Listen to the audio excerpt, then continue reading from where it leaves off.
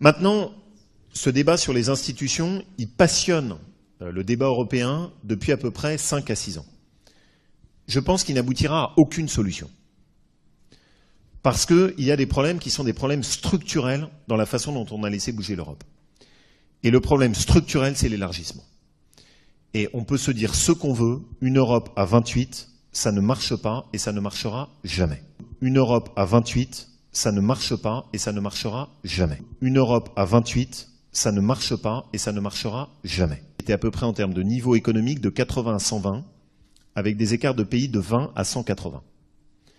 La différence de revenus entre la Roumanie et l'Allemagne est de 1 à 6. Les charges vont de 1 à 3 entre les charges qui sont en Pologne et les charges qui sont en France.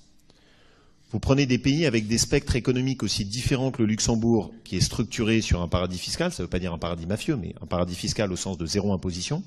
L'Irlande, avec un dumping sur ses entreprises, notamment son taux d'IS.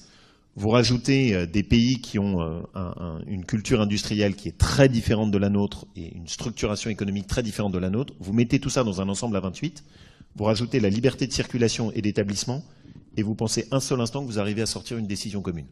Il n'y a plus aucune décision commune qui sort de l'instance européenne. Il n'y a plus aucune décision commune qui sort de l'instance européenne. Européen, et encore, on a fait une mini-avancée, puisqu'on se retrouve quand même à devoir traduire en 8 langues différentes. On a économisé à peine la moitié du coût des brevets européens, et il a fallu 30 ans pour y arriver.